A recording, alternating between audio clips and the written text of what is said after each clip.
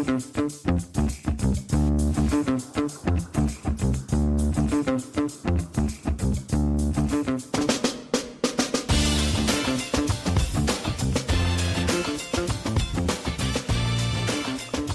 back to a new episode of Podcast on the Brink. It's Thursday, December 26th. Hope everyone had a great holiday.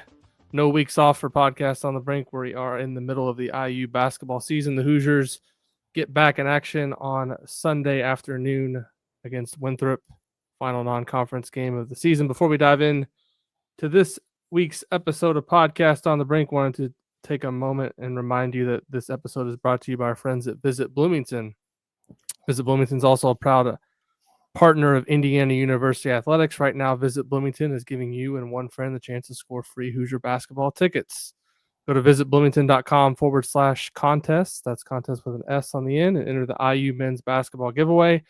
The winners will also receive a $15 gift card to Buccetto's Pizza and Pasta. The website, once again, is visitbloomington.com/contest. That's contest with an S on the end. Terms and conditions apply. See site for details. Buccetto's is actually a really good spot. Miss having it. I live in Louisville. There used to be a location down here. I used to love going there for lunch, and it's no longer here. So when I do get a chance to get up to Bloomington, like to make a stop there. This week's episode of Podcast on the Brink, we're joined by my dad, Rick Bozich, WDRB.com. Back with us on the show. I think this has been your first episode with us since the basketball season started, but I'm going to first start with something a little bit more positive on this week's show. The IU football season that just ended, 11-2, the Hoosiers finished. You were up there in South Bend for the college football playoff game. You've been watching IU football for a long time. Can you just put into context how maybe improbable the season is and kind of the scope of history of IU football and maybe where it ranks for you in terms of the seasons that you've had a chance to watch IU football over the course of your lifetime? Wow.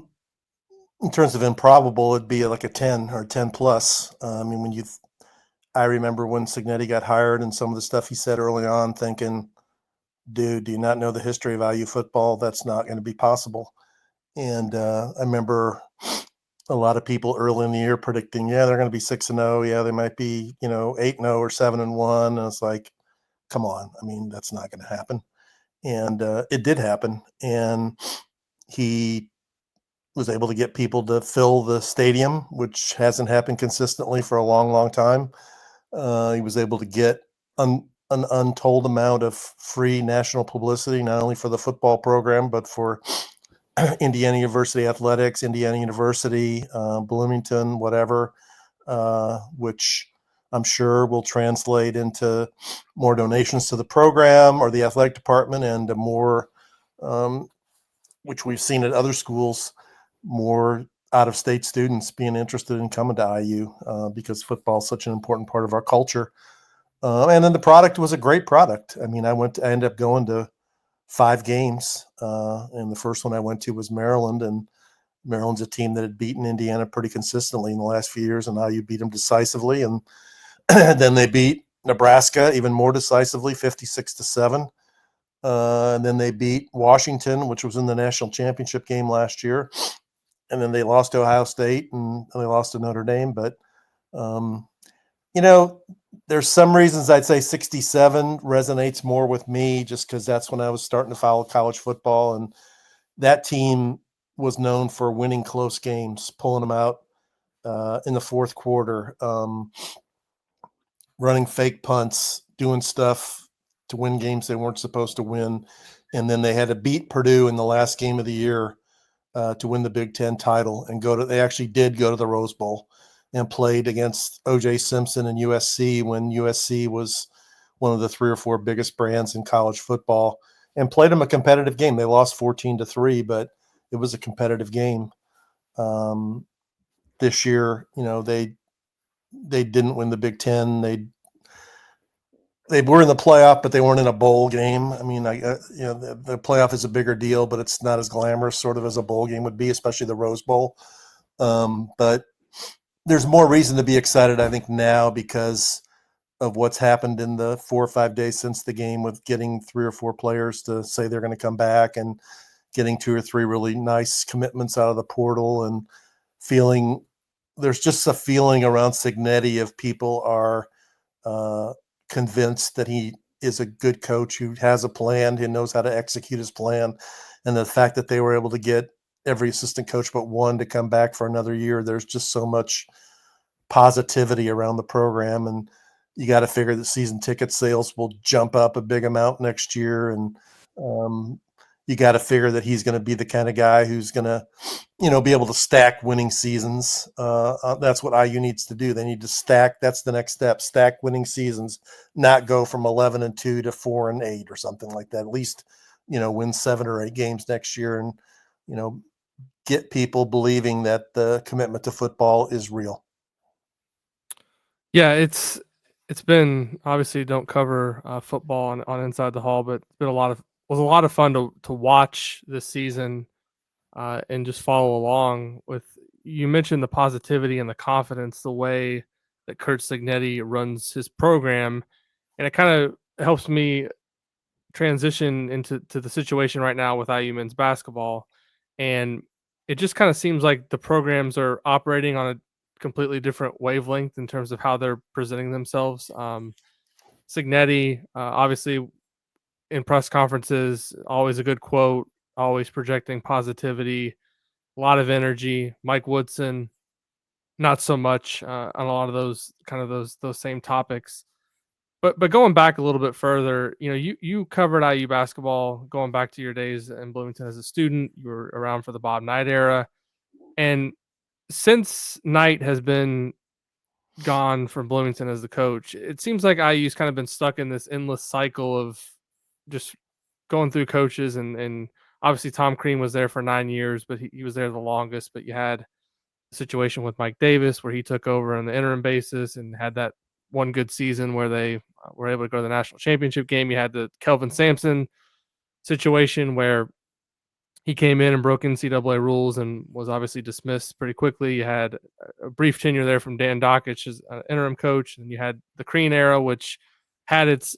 I think a lot of IU fans at this point would take kind of the ups of the Crean era based on what they've seen the last 8 years under Archie Miller and Mike Woodson, but Crean never really had that consistency. Archie Miller, we know, and now to the present with Mike Woodson. But my question is, why do you think Indiana basketball kind of keeps getting back to the same spot where they have maybe a couple seasons where things seem to be going right, but they just can't seem to stack that consistency? Even going back to the early years of the Woodson era, the biggest compliment I gave him after the first 2 years was he kind of got them back to a little place of stability where they made the tournament 2 straight years. I thought that was important when he came in. And then last year, obviously the fall off with that team. And then this year, it just seems like something is missing, is not there.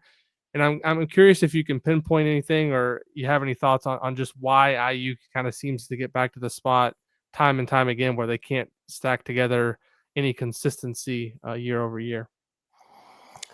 Yeah, there's a lot of different ways I can go with that. One is to make it overly simplistic, they just haven't found the right guy who checks all the different boxes. Even now, 25 years after he was fired, any coach that comes to Indiana is compared with Bob Knight in the minds of a lot of different fans. And although most of his top of the line success happened in his first 16 or 17 years, and there wasn't another Final Four after 1992, and the last few years weren't as good as the earlier years. He went to the tournament every year. Was never even a belief that Indiana was not going to make the tournament. I mean, they were going to make the tournament. They had that was a minimum bar of success, and it fell off under Davis, and he was dealing with a fractured fan base, and people turned on him. And even though when he was there, he did a fairly good job of recruiting. They were getting pretty good players for a number of years. He just wasn't able to win consistently, and the heat got turned up to such a point that he quit in the middle of the season. I mean, the word came out that he wasn't going to finish the season, and even that season when he got fired, they went to the tournament and won a game. I mean, because I remember I covered him. It was in Salt Lake City, I think. They beat somebody and then they lost to Gonzaga. And then they picked Sampson, who, in retrospect would have been a coach who probably would have won multiple national championships at Indiana. But he didn't follow the rules. And because he hadn't followed the rules earlier at Oklahoma, even though it's not a rule anymore, he had to go. And the program got decimated, and Crean had to build it back from zero. And that was before the transfer portal and the way he went about doing it. It took him really, into his fourth season before he was, projecting much positive momentum. And his success was too inconsistent of, making the tournament, making Sweet 16s and then missing the tournament. And for a lot of IU fans, once you make a couple of Sweet 16s, it's like, well, Sweet 16 isn't good enough. You got to make it Elite Eight or Final Four. And recruiting that one year when he didn't get any of the in-state players, that was the Scruggs and Wilkes and Jackson, and I forgot who the fourth one was. There were Zach four. Irvin, maybe. Malik Williams, maybe. I think it was Yeah, Malik that Williams. may be right. People turned on him, and then there was a tremendous amount of excitement about Archie because of his name and his brother's success, and he had been to an Elite Eight at Dayton, and he actually did a decent job recruiting. He got Romeo and Trace Jackson Davis and some other people, but he didn't really have the temperament or the personality for the job. He just wanted to coach ball, I think, and that's not what the job is at Indiana or, a lot of Big Ten type level jobs. And so he had to go. And then they brought in Woodson, and he's done the minimum, I think, the first 2 years. And then the positive momentum disappeared last year. And for a variety of reasons, which a lot of people have talked about, whether it was the senior day comments or the lack of success in recruiting or in not making the tournament and getting blown out in so many games, getting swept by Nebraska. I could go on and on, that people have started to turn on him, and they really haven't given the fan base enough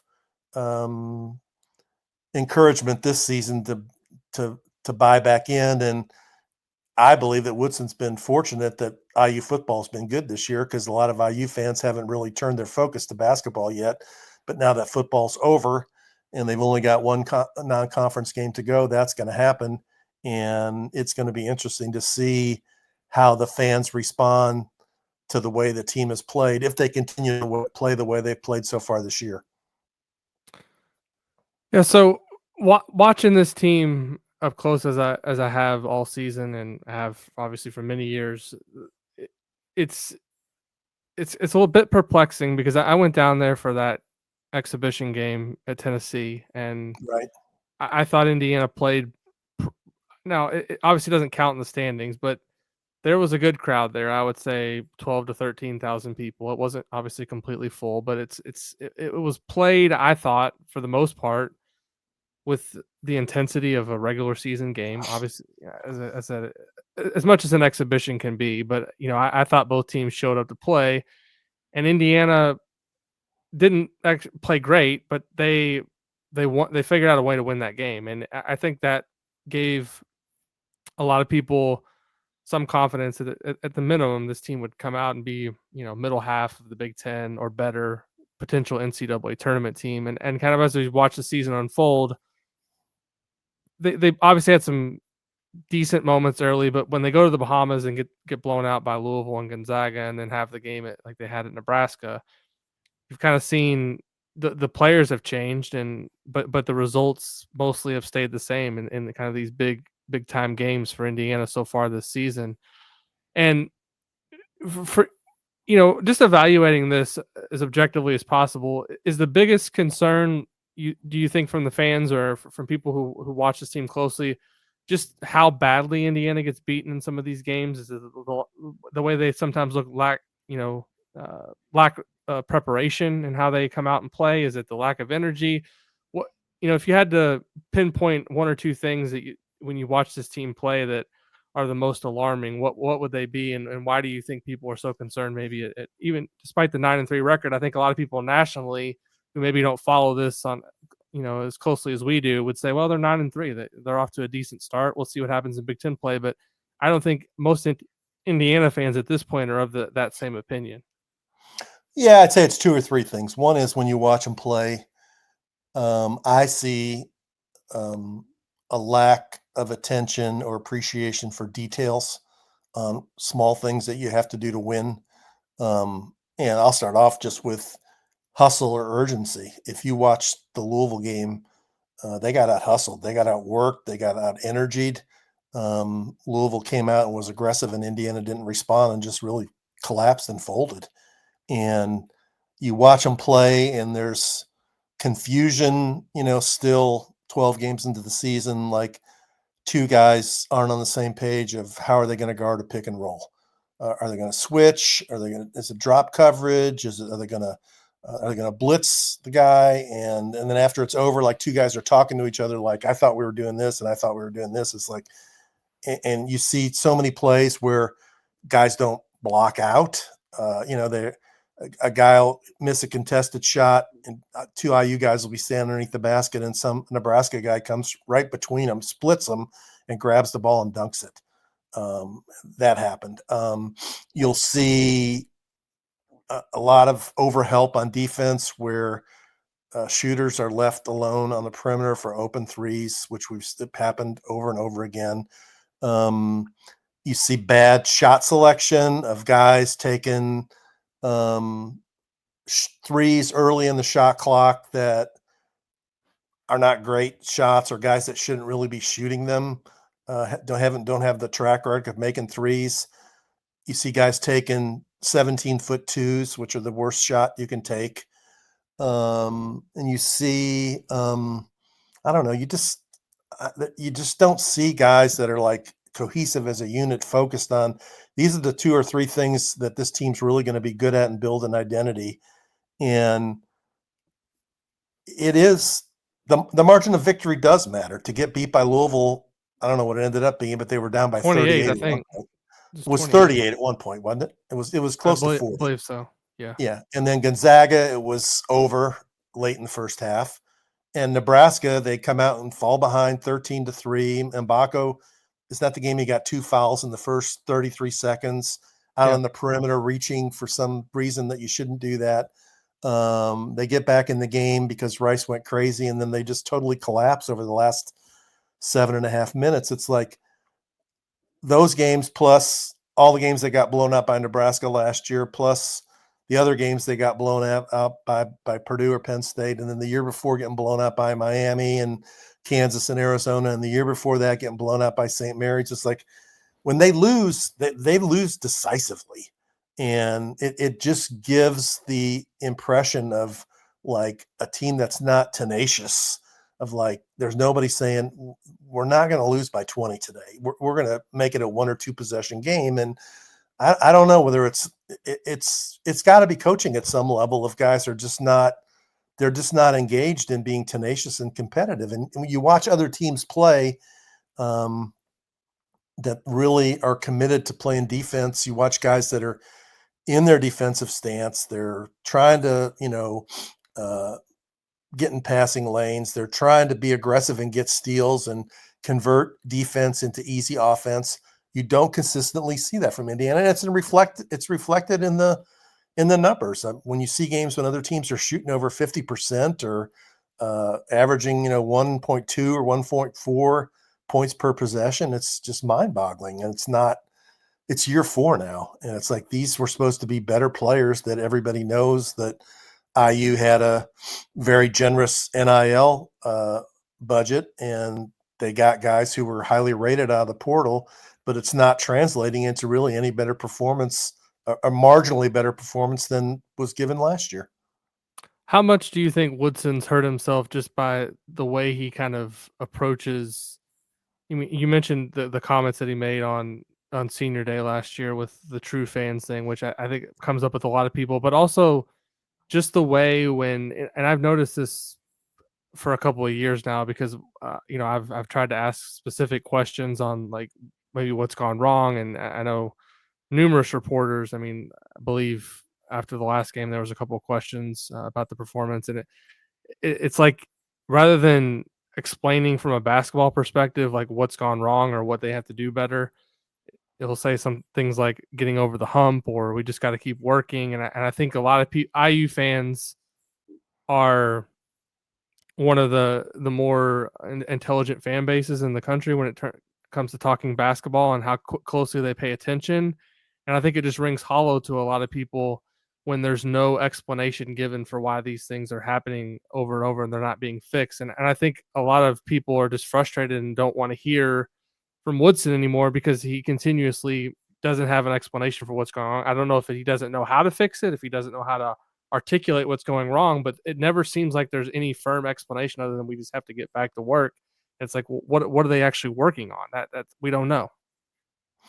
Yeah, I agree. I mean, I think I listened to the post. I was driving back from Notre Dame. I listened to his post game comments with Don Fisher, and is that the one where he said the starters were atrocious or whatever, or our performance was atrocious? Yeah, He's and Mike Schumann, I think of the Daily Hoosier, asked him about like not being able to put together a 40-minute game, and he said he like disagreed or something that they played well against South Carolina and Providence. It's like, well, what about Louisville, Gonzaga, and Nebraska? I mean, you didn't put anything close to 40 minutes. And there's been other times where people have just asked for specifics, and it's just like we just got to keep working. And I think people are tired of kind of hearing that as an explanation for what's been going on. Yeah, they're tired of hearing got to get them over the hump. They're tired of hearing them got to get them back in the gym and figure that out or fix that. It's like, how are you going to fix it, and what are you doing to fix it, and why hasn't it been fixed, and why does it keep happening? Why do you let guys get away with? I mean, there are a couple of guys on the team that I'm not going to mention any names, but they don't really seem to have much interest in playing defense. I mean, they kind of just go through the motions. They're not really, they're out there, but they're not trying to make their man uncomfortable. Teams that are good, I mean, the coach really demands that players play defense at a level of it's more important than offense. That's really the way you're going to win road games. I mean, just get out there and make the other team know that you're there, and they're not going to get any easy points. And there's a couple of guys on IU's team who if you watch them, they're not down in a stance. They're standing more upright. They're kind of like paying attention to where they're supposed to be, but they're not playing defense with the urgency that you see really good teams play it with. And if you watch games, I mean, you watch a Rick Pitino team play, they don't do that. If you're doing that, you're going to sit. If you watch Painter's teams play defense, and Indiana's not, they don't do that. And that's, I think, one thing that fans have locked in on is he doesn't hold players accountable. It's like when Rice threw that 70-foot pass that Pass. slammed off the backboard. I mean, it's game 12, man. That's not, what are you doing? That's playground basketball. That's AAU basketball. That's not, you can't make plays like that on a serious college basketball team. You can't do that. And you got to say if you're going to do that, you're going to sit here the rest of the game. You're not going to play. He's a experienced player. He has to know, but he only will do that if he knows he's not going to be held accountable for doing it. And so that's what it is. And I think people have tuned out and listening to what Woodson says because they know that it's just words. He's not backing it up with making players actually do what they're supposed to do and hold them accountable when they don't do it. And you reach a point in any coach's regime where at some point fans say, I don't have confidence anymore in this guy getting it figured out. And I think, it's been reached from what people I talk to, the things that I read. I mean, a lot of fans are already there. Yeah, I mean you mentioned that pass off the backboard that Miles Rice threw that game. There's been countless examples this season in other games where guys have thrown passes, whether it be these forced post entry passes for the top of the key where the ball goes off the rim. There was even a pass that Kanan Carlisle threw at one point that actually went in. That Right. was that kind of made its rounds on social media. It was like this was a great play. It's like he was actually trying to pass that ball and it was so far off that it went in the basket. And I agree with you. It's an undisciplined style of play when you continuously have those types of turnovers, and the fact that they continue to happen says that there's no repercussions when they do, because otherwise guys would stop doing that kind of stuff, and it's just not a fun style of basketball to watch from that perspective. The other thing I would say, and I'm just kind of curious on your thoughts, or if this is kind of maybe something that is maybe a little bit overblown. It doesn't ever seem that Woodson brings energy on the sidelines. It's like he stands there and watches the game, but you watch some of these other coaches on the sideline. I mean, I'm not advocating for the return of a Tom Crean demeanor on the sideline where he's pacing up and down and maybe doing some things that are over the top, but it doesn't seem like Woodson projects much energy when he's on the sideline, and a lot of times teams will kind of take on the persona of their coach on the sideline. And I wonder if how laid back he is. These guys kind of go with that in terms of how they're going to approach the game. Yeah, he does seem to stand there with his arms crossed a lot of the time, and he'll occasionally call timeout, but it's you can get the impression just from watching that he's more of an observer than a participant. I don't know how engaged he is in the huddle or not. He seems to be fairly engaged, but he doesn't project the personality of a coach who's like ready to hold people. If you screw up something real basic like a three-quarter court pass off the backboard or not blocking out, that you're going to hear about it and you're going to sit and there's going to be repercussions. And they play that way, like there's not going to be any repercussions for not being fundamentally sound. And that's some coaches can get away with that. I mean, if you win and you're that style, it's like you're viewed positively as like he doesn't put pressure on his players and he's relaxed and he's got it under control and he's not overreacting. And if you're real hyper and a team isn't playing well, then people will say you're neurotic or you're putting too much pressure on your guys. So that's a fine line to walk. But when you're not winning, people are going to look at your body language and how you're acting, and they're going to immediately default to the fact that you're not making your players play with that competitive edge. I mean, Woodson played for Knight. He couldn't have gotten away with any of that stuff when he played with Knight that he lets players get away with. I mean, if Isaiah Thomas would have thrown a three-quarter length pass off the backboard, he would have sat for quite a while. And I don't know. I don't get it myself. How much do you think Signetti's success coming in and being able to turn things around as quickly as he has was basically he didn't flip the entire roster, but flipped a lot of guys. But in a sport that's even more difficult, I think, to have a 1-year turnaround than college basketball. I mean, college basketball, realistically, you need what 6 or 7 really good players, and you can flip a team in 1 year. I mean, we look at what Kentucky and Mark Pope have done in 1 year. They basically have a whole new roster. They're ranked in the top 10. So if you get the right guy, but I think it's been a little bit more magnified in Bloomington because you see what Signetti has done in 1 year, and then you get to year 4 of Woodson. He brings in all of these, high-priced NIL transfers, and the success. I mean, they're marginally better than what they were last season, but they're not. And I don't think in the top 50 of Ken Palm. You look at most of the tournament projections right now; they're on the outside looking in. So I think Signetti's success and the way he's kind of running his program have put even more pressure on Woodson, and it'll be interesting to see kind of how it all plays out the rest of the year. But I think the fact that football is now over, as you mentioned earlier, and Signetti kind of just really flipping the page on IU football in 1 year has really boosted up the pressure on Woodson. There's no doubt about it. There's a lot of people that look at him and say they need a basketball coach who does what he does, who projects confidence, who projects, knowledge of I got a plan and my plan works and I'm going to execute that plan.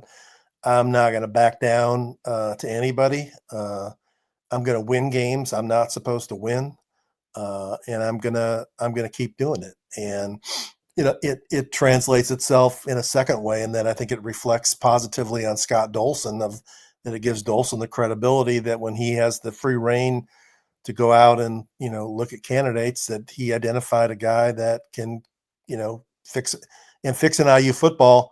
not only is football a more difficult sport to win in, it's IU football with a program that had the most losses of any Power Four school, a program that hasn't won a bowl game since 1991, a program that's traditionally considered the doormat of the Big Ten. And for him to come in and, win at IU the way he won, people are, right to say, how come basketball can't do this? And you mentioned Pope. Not only Pope in Kentucky has a whole new roster, the Louisville team that beat him by 28 points has a whole new roster and a whole new coaching staff, strength conditioning staff, media, whatever. The whole thing, the whole program is entirely different. And they didn't make any, and they're down. Well, they had one of them in that game, but they were down. Case and Pryor did play against Indiana, but they've had some injury problems, and they they probably, from what I saw on one website, and they have a better projection to make the NCAA tournament than Indiana does. And so Yeah.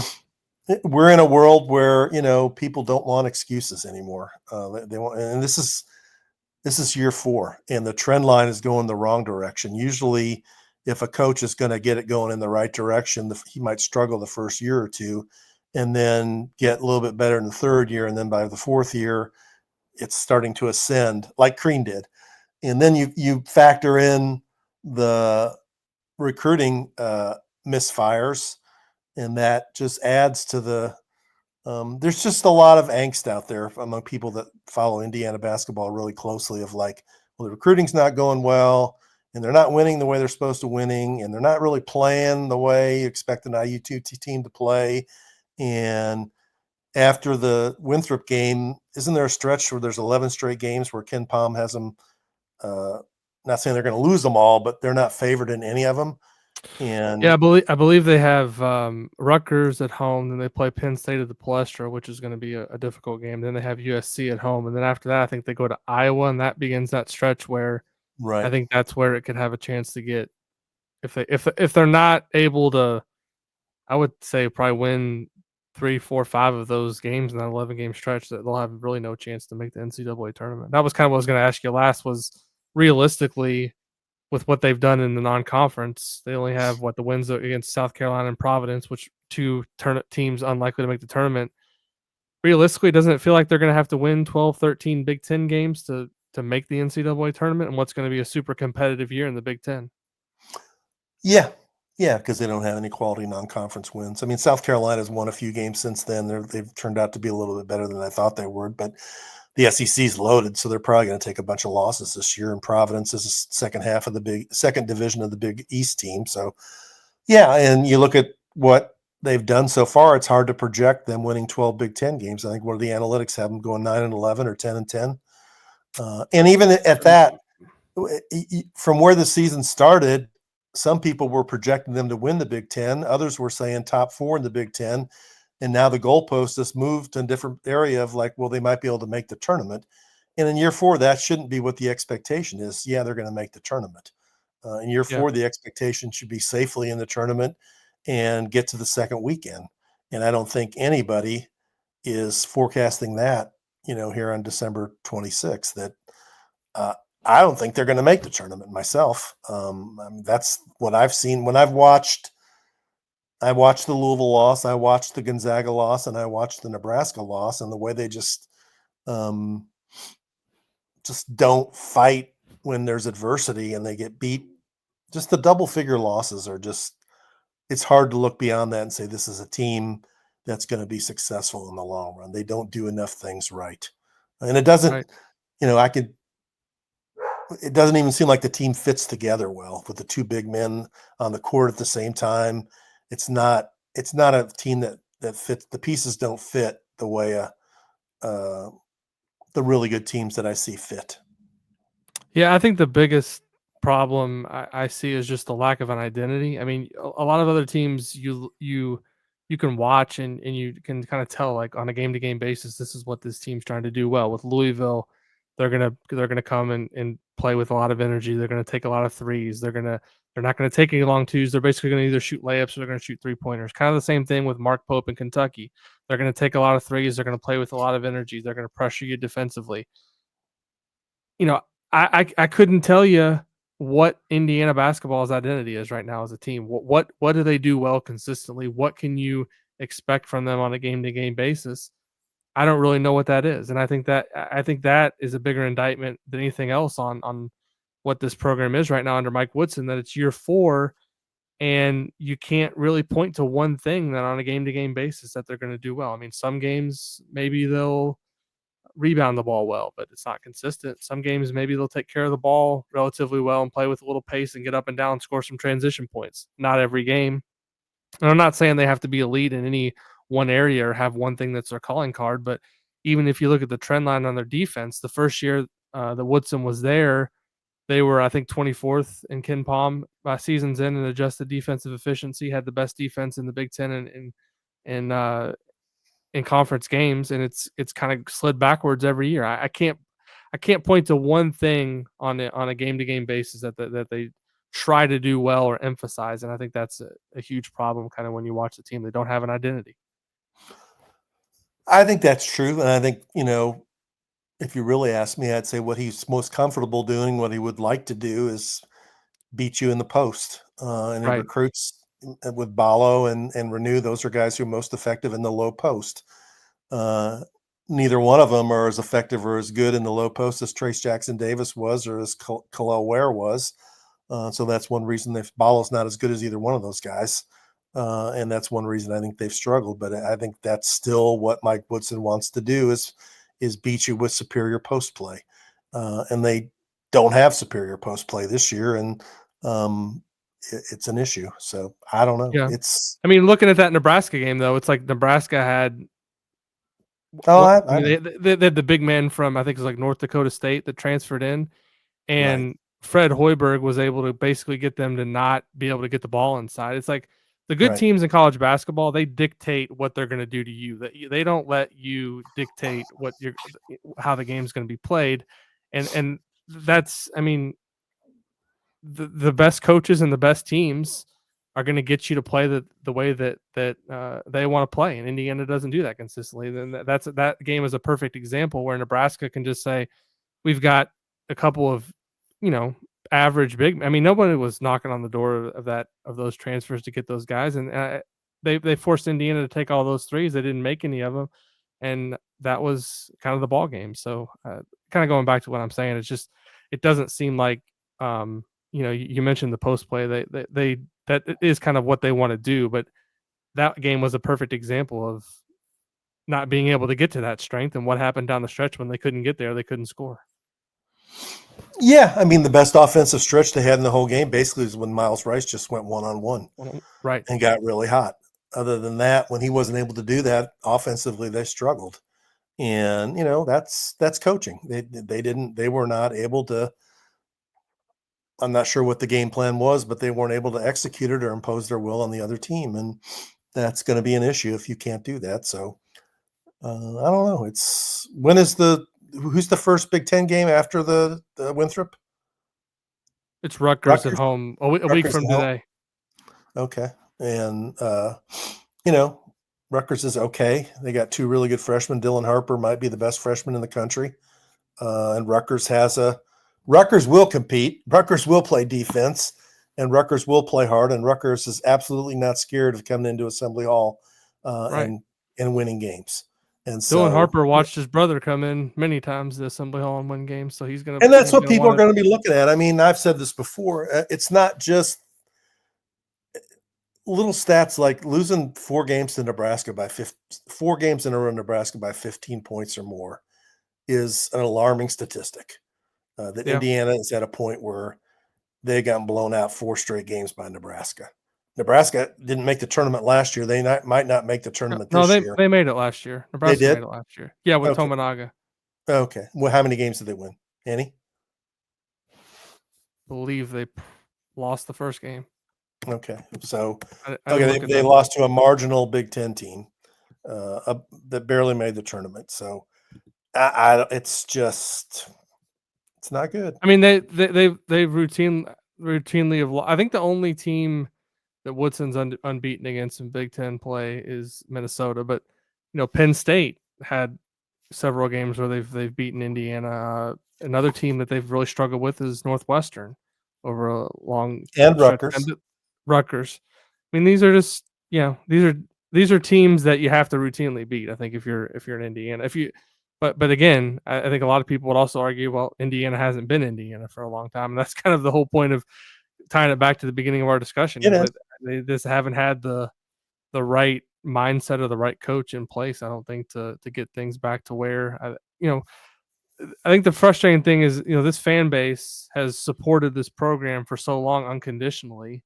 You've got people that, listen to the podcasts like this, read our work on Inside the Hall. You've got people that support all these different media outlets that cover the team. You have people showing up, buying season tickets, paying for parking, paying for concessions, and they show up, and the product on the court is not in line with even it's one thing if you show up for a game and get beat and it's a competitive game, but when you're continuously getting blown out in some of these games, I mean, think about if you spent thousands of dollars to go down to the Bahamas and the first game you're down there, Louisville with a completely new roster has got you down 38 in the first game. How are you feeling as a fan? Not very good. So I think the fan frustration at this point is completely justified.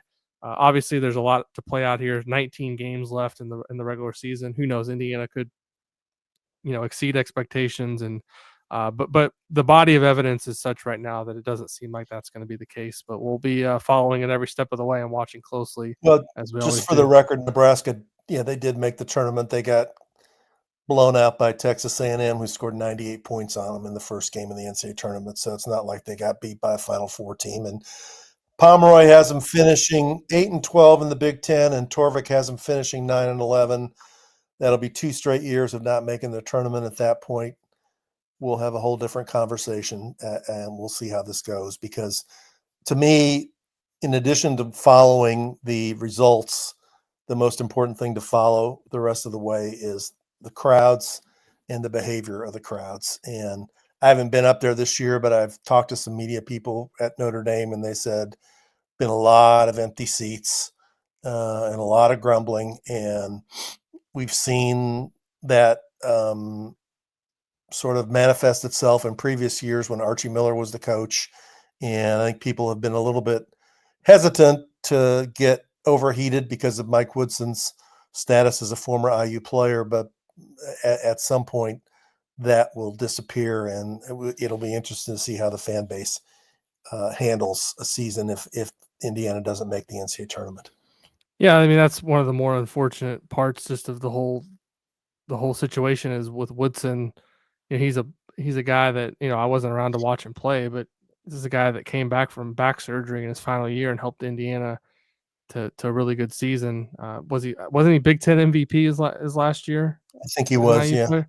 Yeah, Yeah. and then it just doesn't seem like it's headed towards a happy ending, and that to me is it's never easy. I mean, we saw it with Patrick Ewing at Georgetown. He had a lot longer of a stay there, but this is kind of what happens. You hire, everyone wanted at some point at IU to hire an IU guy, and this is kind of where it's ended up. So it's not going to be, I don't think, a happy ending for anybody involved, especially when you're talking about a guy who played at Indiana from the state, guy that obviously wants IU to do well. This is nothing personal against Mike Woodson, and I think No, he's tried his best to get the program, and who knows, maybe they turn things around, and you never want to bury a team before the season's over. It just feels like the trend is such that it's not heading in a strong positive direction. no, they're going to have to change some things and show some different kinds of results. And it's not just this year, though. I think that the reason people have gotten alarmed is they remember last year, and they remember, the year before, and and there's still people. They default to the Archie Miller years, and they default to the Crean years. They haven't seen the consistent performance that you see from Purdue. You haven't seen the consistent performance of making the tournament like you see from Michigan State, and they don't understand what's happened and why Indiana can't at least establish a baseline performance of always being in the first division of the Big Ten. I mean, they don't understand that. And there's Absolutely. people outside of IU that don't understand it either.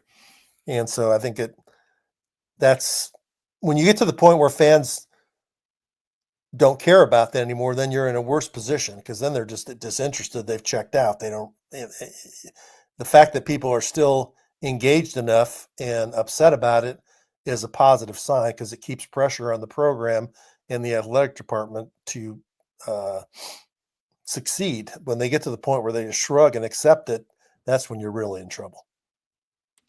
Absolutely. Well, we'll continue to have coverage on Inside the Hall and, of course, here on Podcast on the Brink. Indiana, as I mentioned, back in action this weekend, Sunday at Assembly Hall. Going to host Winthrop before resuming Big Ten play a week from today, January 2nd, I believe that is, against the Rutgers at Assembly Hall. I believe that game is on Peacock. So I'm ready to hear the outrage from everybody on social media when the game starts. Why is this game on Peacock, as usually is the case when game goes on a streaming service. But thanks everybody, as always, for listening to this episode of Podcast on the Brink. Thank you to my dad, Rick Bozich, for joining us this week on Podcast on the Brink. If you enjoy the show, please leave us a rating or review over on Apple Podcasts. Leave us a 5-star rating on Spotify, and we'll be back soon with another episode of Podcast on the Brink.